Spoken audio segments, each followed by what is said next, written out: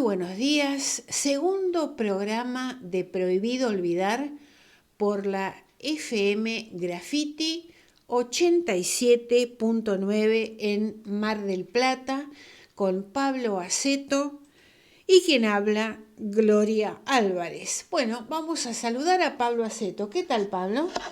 Muy buenos días. El programa sale a la mañana. Sí, Cabe aclarar que el programa lo estamos grabando el día anterior a la tarde, martes a la tarde. sí. Así que, bueno, espero que las novedades no nos pase por encima en estas horas. Son contadas, pero creo que vale la aclaración.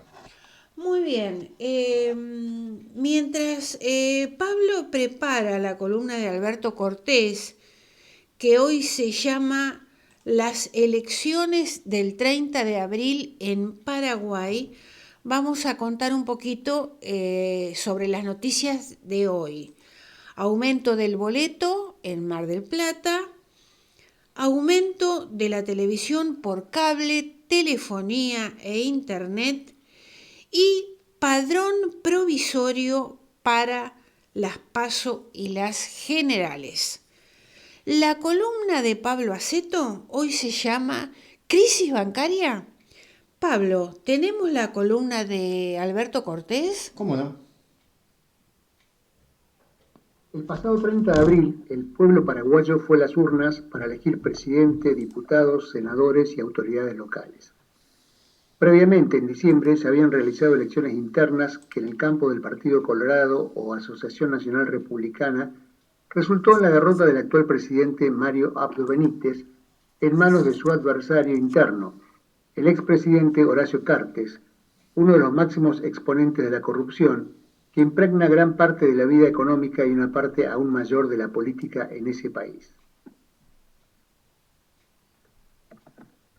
Cartes, calificado el año pasado como significativamente corrupto por el gobierno norteamericano, es acusado por este de haber basado su carrera política en medios de este tipo antes, durante y después de su mandato como presidente del Paraguay, sobornando mensualmente a miembros y legisladores del partido para apoyar su candidatura, etc. Las acusaciones alcanzan también al actual vicepresidente Hugo Velázquez. Contrariando fuertemente los resultados de muchas encuestas, especialmente las realizadas por organizaciones extranjeras, el candidato oficialista Santiago Peña, el más joven en la historia paraguaya, se alzó con la presidencia por una diferencia de votos muy importante sobre Efraín Alegre de la Concertación Nacional por un Nuevo Paraguay o Concertación Nacional. Esta había estado formada inicialmente por el histórico Partido Liberal Radical Auténtico, uno de los dos principales partidos históricos, además del oficialista Colorado, incluyendo también a partidos de derecha y partidos de izquierda, en especial el Frente Guazú, que había sido formado durante el gobierno de Lugo como principal apoyo para el único presidente progresista y no colorado de los últimos 76 años. Posteriormente, parte del Frente Guazú se separó y también lo hizo el Partido de Paraguayo Cubas, que, con actitudes y posiciones mileístas para buscar un análogo argentino, se posicionó tercero y cerca de Alegre. El Partido Colorado obtuvo también mayoría en las dos cámaras y 15 de los 17 gobernadores. La izquierda paraguaya retrocedió de los 7 senadores que tenía a solo una, Esperanza Martínez. Su falta de conexión con el movimiento social muy dinámico le jugó en contra. El nuevo presidente no dejó ninguna duda sobre las fuentes de su poder. En el discurso de la noche de la elección tenía a su lado y en primer plano a Cartes, a quien por supuesto nombró y se dirigió al pueblo paraguayo y al pueblo colorado. Desde la dictadura de Stroessner, el Partido Colorado se fue convirtiendo en un partido de Estado, solo comparable en América Latina con el PRI mexicano, que lo superó por pocos años en la permanencia al frente del gobierno. Más de la mitad del padrón electoral está afiliado al mismo, aunque hay muchas afiliaciones truchas. Ser del Partido Colorado en Paraguay es condición indispensable para poder hacer carrera en la administración pública y en las Fuerzas Armadas. Peña, originalmente afiliado al Partido Liberal, se pasó al Colorado mientras era ministro de Hacienda de Cartes. La confrontación entre Cartes y Abdo no es demasiado novedosa. En muchos momentos el Partido Colorado ha funcionado como oficialismo y oposición al mismo tiempo, albergando corrientes aparentemente contrapuestas. El aparato de este partido es tan aceitado que hubo poca diferencia entre los votos que sacó en su elección interna de diciembre y los de la general ahora. Permea y envuelve la vida política del país. Varios dirigentes y analistas políticos, paradójicamente, dijeron que el pueblo, en especial los jóvenes, habían votado por un cambio. Uno de ellos dijo que era digno de estudio cómo el aceitado aparato del oficialismo había logrado que la juventud votara a una organización criminal creyendo que lo hacía por el cambio. La juventud de Peña y cierta referencia discursiva a los problemas sociales ayudan a crear esa ilusión. El programa a aplicar será sin duda neoliberal, con los condimentos de corrupción, narcotráfico y lavado de contrabando que caracterizan como pocos, o tal vez a ningún otro, al Estado paraguayo. Stroessner dijo una vez que el contrabando es el precio de la paz, es decir, un pilar fundamental de su gobierno que supuestamente, a través de una brutal represión, garantizaba la paz, entre comillas, en el país. El país es uno de los poquísimos en el mundo, menos del 7% del total de países, que reconocen a Taiwán y no a la República Popular China. Peña ha señalado que esto continuará así, a pesar de las tensiones con los empresarios agropecuarios que desean fervientemente normalizar relaciones con el, por lejos, principal importador de soja del mundo. En cambio, ha dicho que restablecerá relaciones con Venezuela. El hundimiento del Grupo de Lima y el fracaso norteamericano al intentar reiteradamente voltear al gobierno constitucional de ese país seguramente juegan un papel importante en ese acto de realismo político. Esto no obstante a que en los Estados Unidos se sigue dando pasos en los últimos días para apoderarse de la riqueza de Venezuela, la empresa Citgo en particular. Paraguay comparte con Brasil y Argentina dos de las mayores represas hidroeléctricas del mundo, Itaipú y Yacyretá.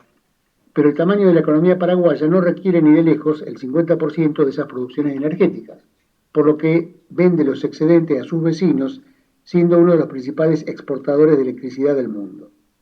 Las condiciones en las que esas ventas se realizan son un tema extraordinariamente sensible en la política paraguaya y sus relaciones con ambos vecinos. Abdo Benítez, por ejemplo, afrontó una crisis importante por ello que no se ha terminado de resolver. Efraín Alegre proponía un cambio en este tema, así como el relacionamiento con China. El gobierno de Biden ha enfrentado fuertemente a Cartes, presidente del partido tras la interna de diciembre, pero seguramente calibrará los pasos a seguir con el nuevo gobierno del que Cartes es alma mater, dado que no solo su política le será seguramente afín en lo esencial, sino que además Paraguay cumple un rol estratégico fundamental para los Estados Unidos en el centro de América del Sur, compartiendo la triple frontera y el acuífero guaraní, y especialmente tras el debilitamiento de vínculos con su históricamente gran base de operaciones que era Colombia. A contrapelo de los avances progresistas en la mayoría de las últimas elecciones latinoamericanas, Paraguay, no muy inesperadamente, ha consolidado en las urnas la hegemonía neoliberal y mafiosa. Sigue pendiente la tarea de la izquierda paraguaya de converger y articular con los movimientos sociales en uno de los países más desiguales y de mayor concentración de la tierra en el mundo, y que no ha superado aún el trauma del genocidio de su población y derrota nacional en la guerra de la triple infamia del siglo XIX contra los cipayos argentinos, uruguayos, los esclavistas imperiales brasileños y el gran titiritero de todos ellos, el imperio de turno, por entonces Gran Bretaña, reemplazado hoy por los Estados Unidos. Muy bien, desde el 19 de mayo el boleto llegaría hasta 263 pesos en sus recorridos más extensos.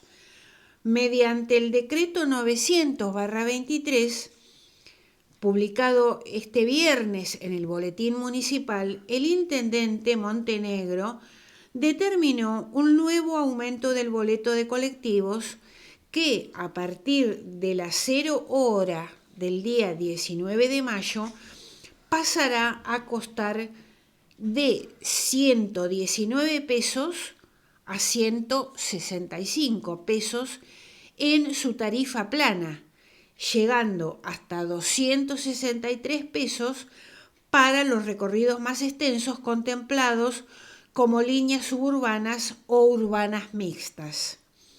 Este es el segundo incremento del servicio del transporte colectivo de pasajeros en apenas 4 meses, y el aumento acumulado desde el inicio de la gestión del actual jefe comunal ya alcanzó el 796%.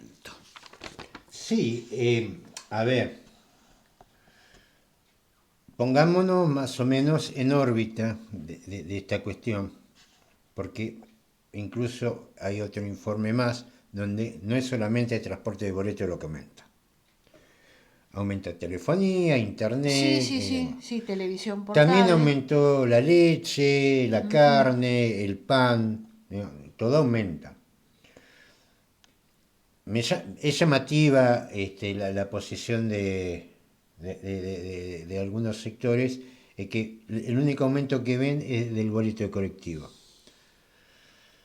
Hay esto, acá no es solamente el tema del aumento del boleto de colectivo, sino de algo que ninguno de los sectores quiere afrontar, que es el tema que el servicio no funciona aparte. No es que está caro y Claro, no funciona. no funciona, sí. Si vamos a cualquier punto de la ciudad, el tránsito es terrible porque todo el mundo anda en auto particular, en lo que sea. En Renault 12, largando humo, en Chevrolet 400, en cualquier cosa anda la gente, en bicicleta, en moto, en cualquier cosa que se mueva, porque el sistema de transporte público no funciona. Digamos, aparte que es caro, no funciona. Pero la parte que no funciona parece la que nadie quiere tocar. Todo, viste, habla, bueno, del frente de todo, hablando de aumento, la verdad que aumenta todo en el país, Sí, no solamente sí. el boleto de colectivo. El tema que tanto ni Cambiemos, ni el Frente de Todos y otras fuerzas locales no quieren hablar es de que el transporte no funciona. No, obviamente no está funcionando. Esto es algo que venimos diciendo hace rato. Vamos a inaugurar el tema acá en Graffiti. Hay una ordenanza del año 87, que es la 6979, que establece que el transporte público debe ser administrado por una sociedad de Estado, creada a los efectos. Esto lo que hace es desplazar el monopolio privado, porque, digamos, si no vamos a dedicar a hablar del precio del boleto, de que si las unidades están limpias y cosas por el estilo, es lo que venimos escuchando desde hace décadas. Y ninguna solución ni a la limpieza, ninguna solución ni a la accesibilidad, ninguna solución a lo que es digamos, es un servicio que no existe y que recibe subsidios. Sí, incluso el día lunes hubo un paro sorpresivo de colectivos que dejó a mucha gente de a pie porque en su inmensa mayoría la gente no tiene para un taxi. No, y se les complica el colectivo. Y también, Esto, a ver, antes de ponernos a hablar sobre el tema del precio del boleto, tratemos de que esto sea un servicio, como mínimo, con un cierto grado de eficiencia. Porque, a ver, tiene problemas de financiamiento y si la gente no lo usa porque no tiene para usarlo, prefiere gastar en combustible. No es que prefiere, no tiene otra alternativa. La falta de accesibilidad está dejando a mucha gente del territorio marplatense sin el servicio que no lo puede usar. Y como mínimo un 10, un 12% de personas con discapacidad que no lo usan. Es decir, vos ya ahí tenés un 10%, un 10, 12% que te lo perdiste. Porque es un sistema, un monopolio privado de algo que es público, que es de la municipalidad, que administran un sector privado que lo único que le interesa es cobrar subsidios, hacer caja. Entonces, esta es la cuestión de fondo. Porque si no vamos a dedicar a hablar nada más que del aumento del boleto, y cada 15 días vamos a hablar de esto, y que lo colectivo es tan sucio, y que vamos a hacer multa, que después no las pagan, porque, ¿se acuerdan? Hubo un arreglo para que los empresarios de transporte zafaran del juicio por los choferes truchos, iban a hacer 10 paradas. ¿Dónde están las 10 paradas? Encima lo arreglaban con 10 paradas. Las garitas iban a ser 10 garitas. ¿Y dónde están las garitas? que no Ni siquiera eso. no las hicieron. Ni siquiera eso. No las hicieron. Entonces acá la discusión de fondo es el modelo de gestión. Pasar todos estos que están o dando el aumento del boleto, en contra del aumento del boleto, ninguno está discutiendo el modelo de gestión, hoy a cargo de un monopolio privado. Y es eso lo que hay que discutir. Después, el tema del precio de las cosas, hay que discutirlo en otro ámbito, porque acá el problema no es que las cosas aumentan, sino que la gente no tiene recursos, es un problema de recursos, que va desde el boleto de colectivo hasta un alquiler. Claro. El problema es que la gente no tiene plata. No, Y lo que gana es poco. Los sueldos son muy bajos. Los sueldos son muy bajos para aquel que tiene la suerte de tener un sueldo. Pero esa es otra discusión, que es la que hay que dar también, pero en otros ámbitos.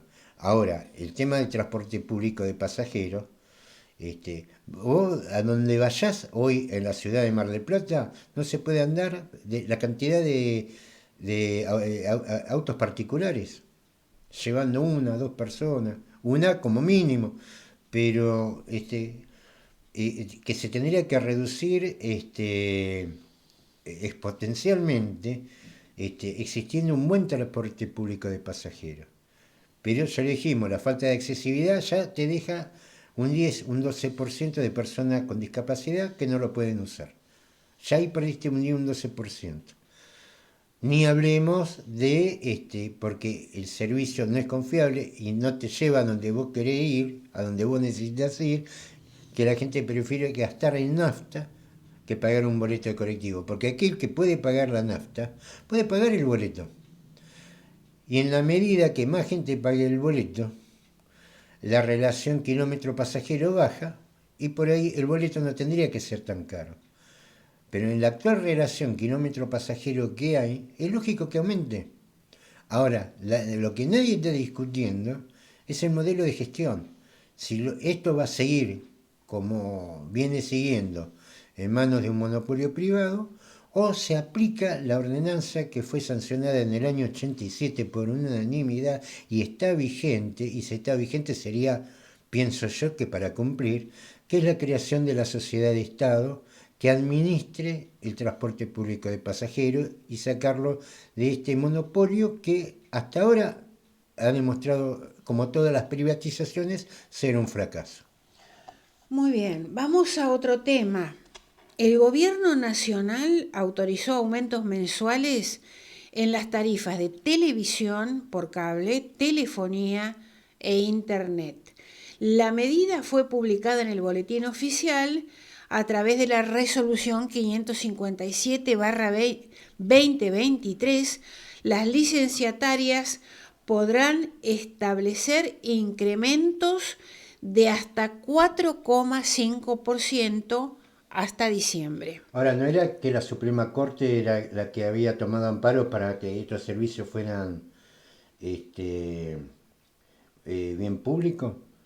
Porque al final lo termina avalando el mismo gobierno que se queja de la Suprema Corte que aceptó los amparos. Claro, pero establece incrementos mensuales de hasta el 4,5%. Entonces eso no es la Suprema Corte. No. Más allá de la responsabilidad que tiene la Suprema Corte, claro. Esto es algo, porque también todos estos servicios son concesionados. Pasa lo mismo que con el transporte público. Donde, lógicamente... Concesionados a empresas privadas. A empresas privadas que, bueno, por lo menos el servicio te lo dan más o menos, pero más o menos te lo dan.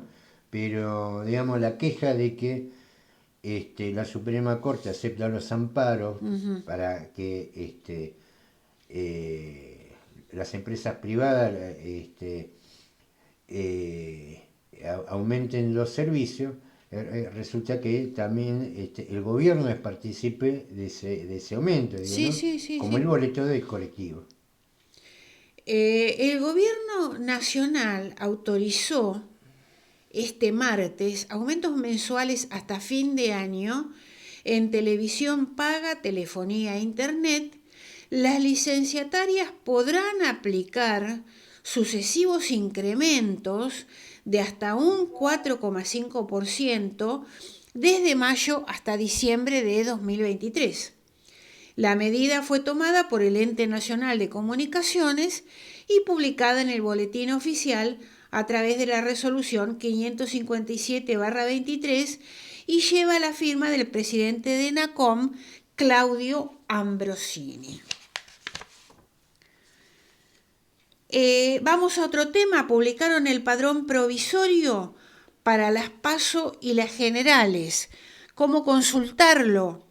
La Cámara Nacional Electoral publicó este viernes el padrón provisorio de acuerdo con el cronograma previsto en el camino hacia las PASO del 13 de agosto y las generales del 22 de octubre. Se encuentra disponible el padrón provisorio. Es importante hacer la consulta para verificar que los datos figuren de forma correcta y en el caso de no ser así, hacer el reclamo. Esto lo publica la Comisión Nacional Electoral en sus redes sociales. La consulta la podés hacer en padrón.gov.ar o en la línea 0800-999-7237. De acuerdo con el cronograma electoral, el 15 de mayo próximo, 90 días antes de las primarias abiertas, simultáneas y obligatorias, es la fecha establecida como límite para la convocatoria a las PASO, algo que ya concretó el presidente Fernández con la publicación del decreto correspondiente en el Boletín Oficial del 28 de abril pasado. Muy bien, para consultar padrón.gov.ar. Lo interesante de esto, si lo puede consultar con tiempo, es por el tema de la corrección de domicilios. Claro. Tenga en cuenta que lo puede corregir, que se tome el domicilio, para no terminar votando, como pasa en muchos casos, en la otra punta de la ciudad. Claro. Bueno, este es el momento oportuno para dar solución a esto, que en cierto sentido es más fácil, porque ahora es todo por mail, no hay que mandar ninguna carta a la justicia electoral, todo se manda, así que es una buena oportunidad para ir verificando y que no te toque el día de la elección. Encima, por lo común, esos días siempre llueve, pleno invierno. ¿Viste? Nosotros, en nuestra enorme sabiduría, hacemos elecciones, y claro, porque las hacemos en pleno invierno. Claro. En cualquier lado del mundo es al revés, pero nosotros, viste que la democracia al mango, vamos entre el barro y la lluvia. En pleno agosto. En pleno agosto vamos a votar, ¿viste? Muy bien, Pablo, vamos a dejar acá las noticias y vamos a tu columna que hoy se llama ¿Crisis bancaria? A veces me parece que el único que lee los portales extranjeros soy yo, porque francamente uno transita los distintos noticieros, las distintas portales de la Argentina y pareciera que los únicos problemas que hay son las declaraciones de Bullrich y algunas cuestiones más. Muy doméstico todo. Y la verdad es que el mundo se está sacudiendo en una crisis económica y crisis bancaria de envergadura. Todavía no se sabe si va a ser más profunda que la del 2008. Lo que sí es claro que va a ser muy profundo y muy dura la recesión. El que me escucha en Radio Graffiti dirá, ¿y de qué me sirve a mí eso ahora? Mire, ¿en qué le va a servir? Primero, cuando le hablen porque acá hay sectores que todo lo solucionan con la inversión extranjera. Bueno, vaya sabiendo que no va a haber inversión extranjera, hagamos lo que hagamos. Producto de esta crisis. Que la recesión se va a dar en el mundo, hay una crisis bancaria que a nosotros no, porque ya nosotros estamos tan en crisis que ya la crisis bancaria internacional a nosotros Ya casi que no nos afecta. casi no nos afecta. Los principales bancos son oficiales, que son de otra característica, pero sí lo que va a pegar mucho es el tema de recesión. Por la caída de precio de commodity, el petróleo llegó a bajar a $70 el barril, recuperó un poco, creo que llegó a 78, 79, hoy vamos a ver mañana, que también producto de las expectativas de caída de la economía.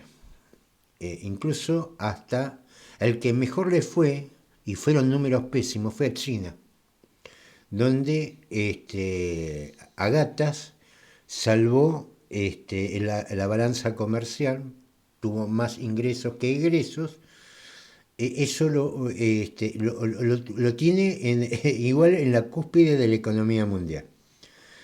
Cuando Estados Unidos, por ejemplo, en los 3 últimos trimestres, en el último llegó el 1,1, el 1,6, perdón, de crecimiento, el trimestre anterior el 2,4 y el trimestre anterior el 6,2. Es decir, esto es como viene cayendo.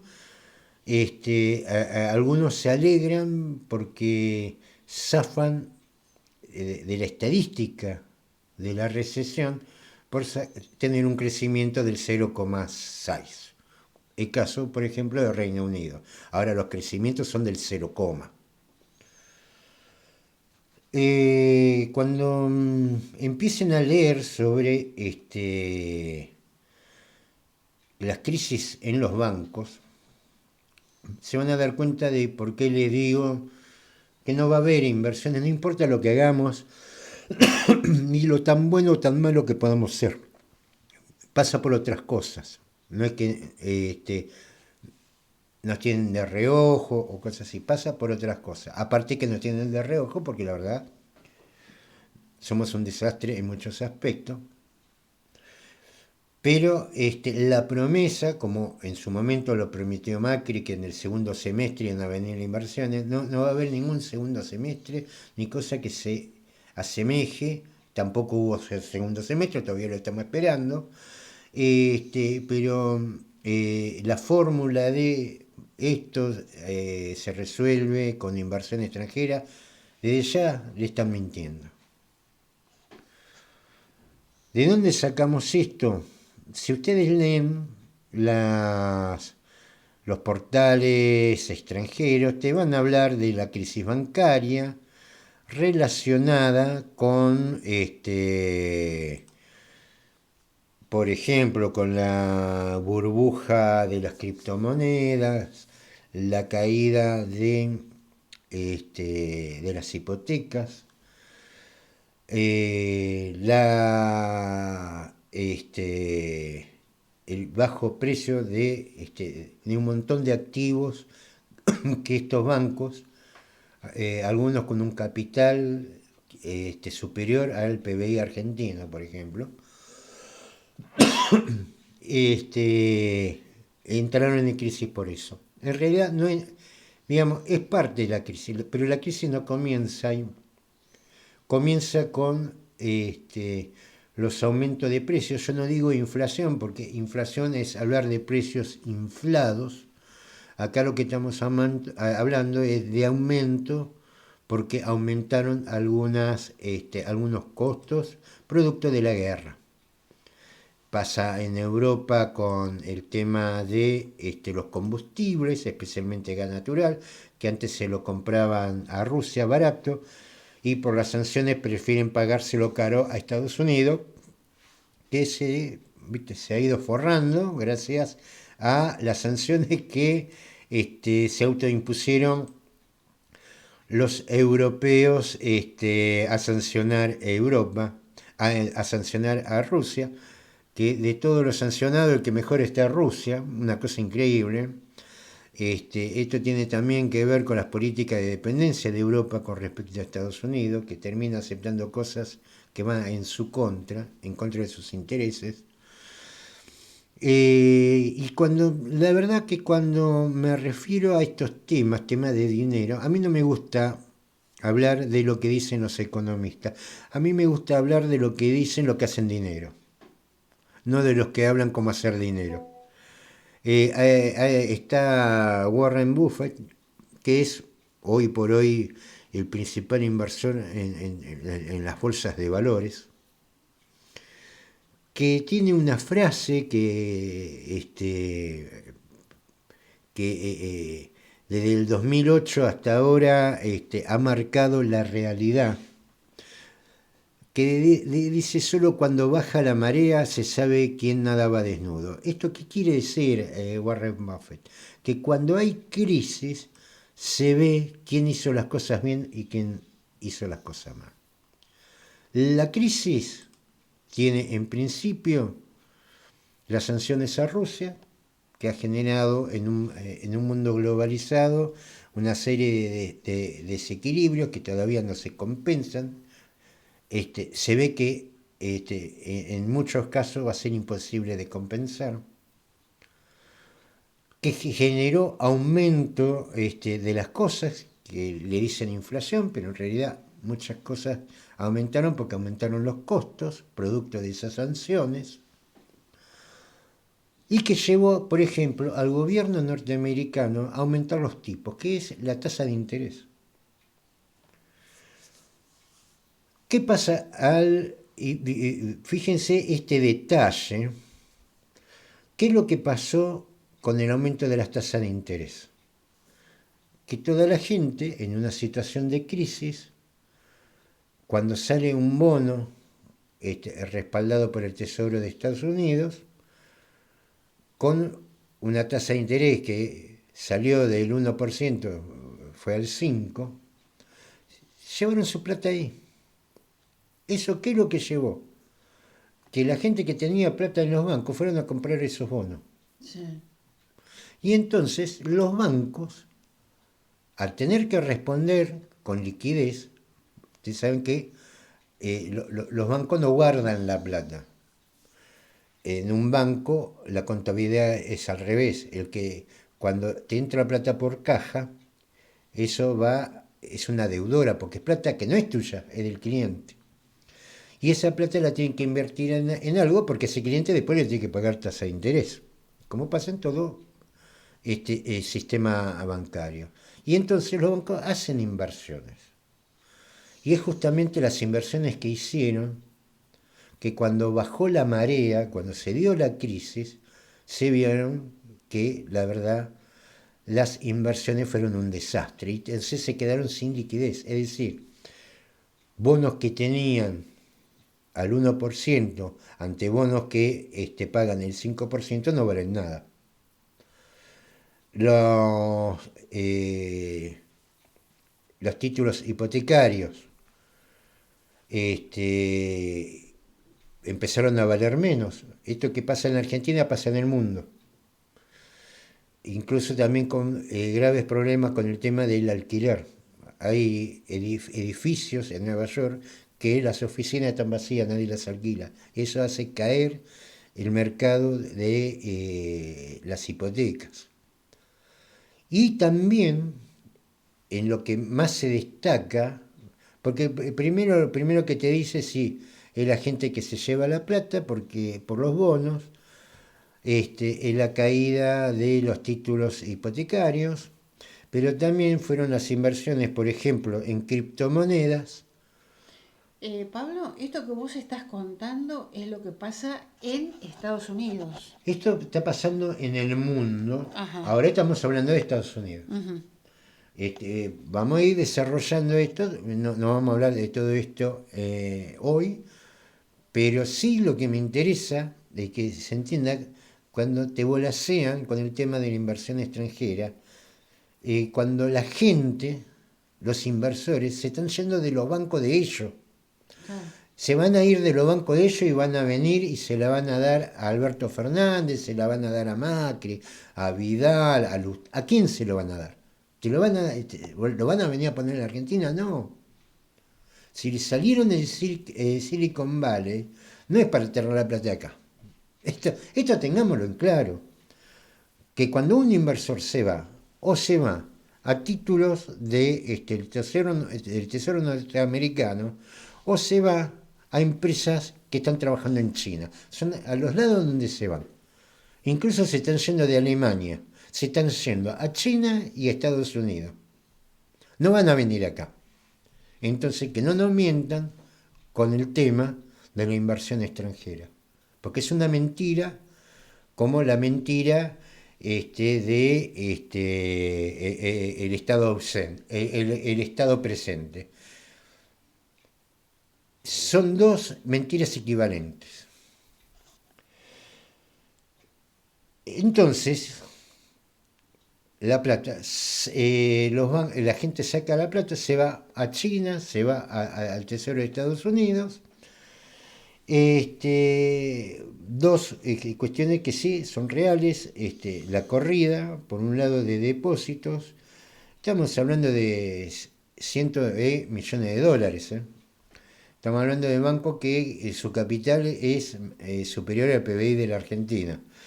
Y las inversiones que hicieron en criptomonedas, algo que, bueno, en su momento, si escucharon la otra radio o están las grabaciones, que la pueden ver en nuestro canal de Prohibido Olvidar.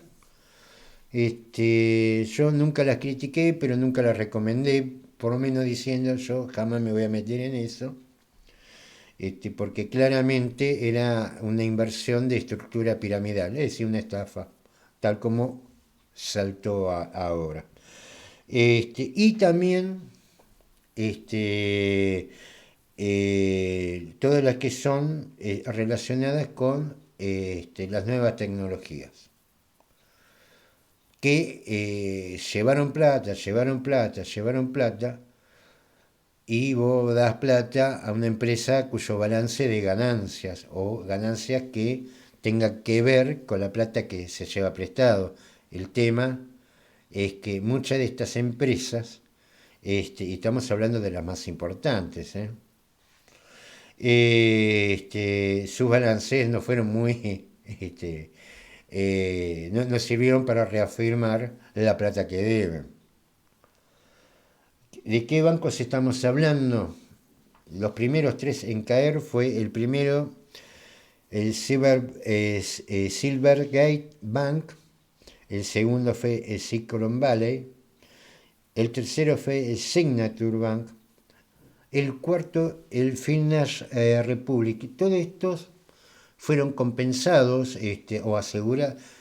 Los seguros de los depósitos son sobre los $250.000 y la Reserva Federal garantizó todos los depósitos.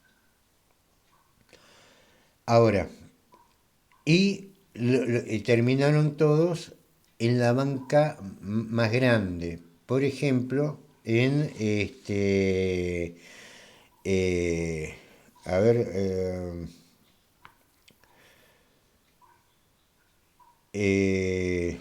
se me fueron los nombres. Bueno, ya los voy a encontrar. Los digo todos los días, ahora se me fueron. La banca grande se está llevando todos estos bancos chicos. A esto también hay que sumarle 200 bancos regionales. Bueno, el banco que me olvidé, ahora lo recordé, el JP Morgan. El JP Morgan prácticamente se lo compró a todos. Es decir, que hay una reestructuración del sistema financiero alrededor de la banca más importante. Y esto también tiene una explicación. Esta crisis, que parece una crisis muy controlada, como esas explosiones controladas.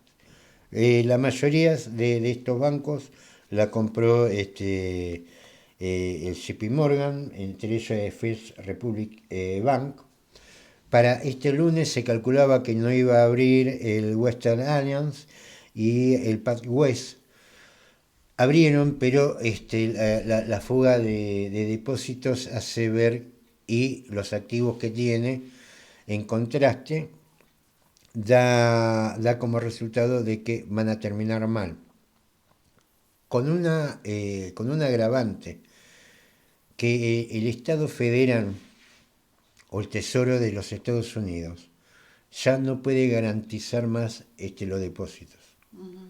¿Por qué? Porque tiene que esperar a el 1 de junio a que se apruebe o no se apruebe el techo de deuda. Techo de deuda, digamos, es decir, Estados Unidos debe tanto que llegó a su límite. Una ley del Congreso que le aprobaría un aumento para tomar deuda. Sí. Es decir, si no emite más para pagar su deuda, si no le permiten aumentar el techo de deuda, no tiene plata para sostener esto. No Para la tiene. sostener a los bancos. No tiene incluso para pagar los gastos corrientes. Es una crisis importante. Si bien desde el 2011 que se viene discutiendo esto, siempre se le eleva el techo de deuda, el tema es hasta dónde va a llegar. En algún momento, digamos, el dólar terminó entrando en un sistema piramidal también. ¿Esta crisis de los bancos en Estados Unidos se traslada a otros países? Se va a trasladar. Se van a trasladar porque por lo común los bancos intervienen entre sí. Hay un tema muy interesante sobre el tema de las distintas denuncias que se están dando, especialmente de First Republic, donde, por ejemplo, legisladores con depósitos en esos bancos, 2 días antes de la quiebra retiraron sus depósitos. Porque sabían ya. No solamente eso, que en materia de investigación vaya uno a saber en qué va a quedar, pero por ejemplo, operadores que tenían plata en estos bancos y por ejemplo son administradores de fondos de pensión, es decir, las AFJP, como las conocemos acá, ante esta situación, ¿qué es lo que hicieron? Hicieron que el fondo de inversión, la FJP que ellos administraban, pusieron su plata en este banco que iban a quebrar para poder sacar la suya. Estas son las cosas que están pasando que en los grandes medios no están siendo reflejados. Es cuestión de agarrar y leer los portales del mundo, especialmente los norteamericanos que son los únicos que dicen todo. Es increíble. En lo que es la prensa europea es un desastre. Son muy como nosotros. El tema de esta crisis, que alguno podría decir se parece mucho a la del 2008, tiene una característica, un condimento especial. Primero, que los bancos que están quebrando están siendo absorbidos por bancos más grandes, como el JP Morgan. Hay otros también. Entra en crisis, que es inevitable, más de 200 bancos regionales en Estados Unidos. La semana que viene hablamos de los bancos europeos que pasó por una situación igual, el Credit Suisse, por ejemplo, Sí. que fue absorbido por un banco estatal. Ahora, ¿a qué responde este comportamiento? Porque ninguna crisis es igual a otra. Tiene cosas similares, pero ninguna es igual a la otra. Que es los bancos grandes absorbiendo los bancos más chicos. Es decir, ¿a qué tiende esto? A reestructurar el sistema bancario. ¿Se entiende? Ahora, ¿a qué responde esto? ¿O qué elemento distinto hay ahora con respecto al 2008? que es la aparición de la moneda digital. La moneda digital que primero va a tirar al diablo todas las criptomonedas, porque se va a ir con otro respaldo, va a ir con otro. En esto está avanzando mucho China, está avanzando mucho Rusia. Eso va a facilitar todo lo que es comercio exterior y está avanzando también Estados Unidos. ¿Qué es lo que, a ver, básicamente un banco, qué es lo que tiene? Plata, dinero, entre otras cosas, ¿no? Pero básicamente el sistema bancario es donde se deposita el dinero, donde a partir de ahí se hacen transacciones cada vez más digitales, cada vez, pero hay un dinero que los bancos contienen o administran. Con la moneda digital, ¿es necesario tanto banco para manejar qué dinero? ¿Se entiende, no? Es decir, estaría sobrando, por lo menos, no solamente en Estados Unidos, sino en el mundo, el 90% de los bancos. ¿El 90%? ¿Sí? A ver, son cosas que por ahí la vemos y no nos damos cuenta, pero ¿cuánto efectivo tenemos en el bolsillo el que maneja con cuenta DNI, por ejemplo? O con otra billetera virtual. ¿Acaso no se puede sacar créditos por cajero automático? ¿Acaso no se puede hacer transferencias por la billetera virtual? ¿No se puede sacar un crédito, gestionar un crédito, por ejemplo, en un home banking? Fijémonos, un mundo sin dinero físico. ¿Para qué querer los bancos? No tienen sentido los bancos. Y si vamos a cualquier banco, por ejemplo, todo lo que es postventa, no te lo resuelve. No te lo resuelve porque no tiene manera, porque todo se hace vía digital. Vos tenés un problema con la tarjeta de crédito, tenés que llamar o por el app, o por la página digital, o por teléfono, que te atiendan, y por ahora por teléfono. Dentro de poco ni va a ser por teléfono tampoco. Entonces vos ibas al banco, te resolvían el problema con la tarjeta, te resolvía el problema con el otro. Ahora vos vas al banco y no te pueden resolver nada porque las soluciones son vía automática. Lo único que le queda a los bancos es el manejo del dinero y el dinero va a desaparecer, por lo menos físicamente, va a ser todo virtual. Y esta es la crisis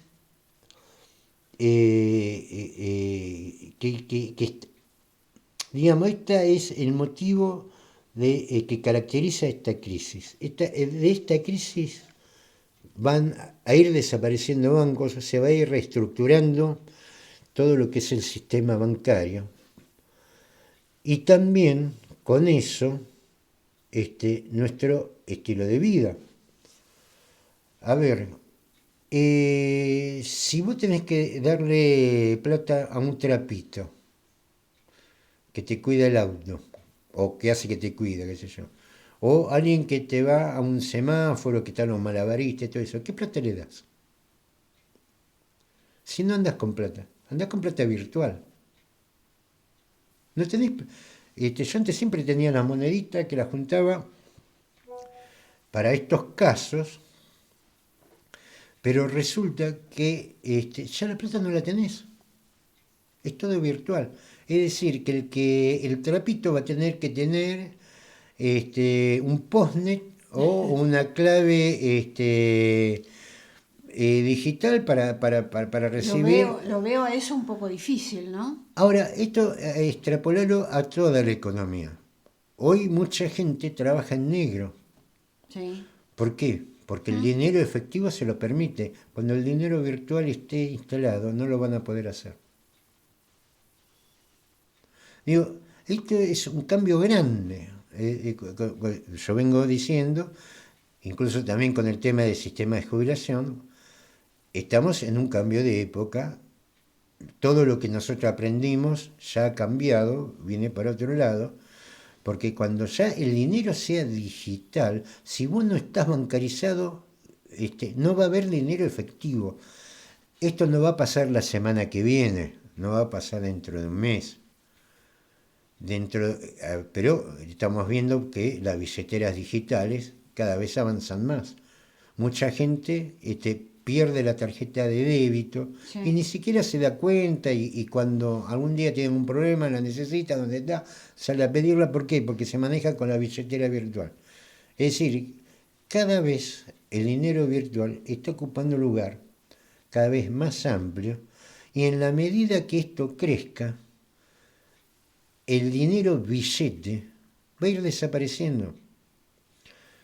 Esto muy acelerado en la Argentina por producto de la inflación, porque vos tendrías que andar con un montón de billetes por todos lados, vas con la billetera virtual ni lo sentís. Pero imagínense un mundo sin efectivo, el que se la rebusca. ¿Cómo se la rebusca? El que hace una changa, cosas así.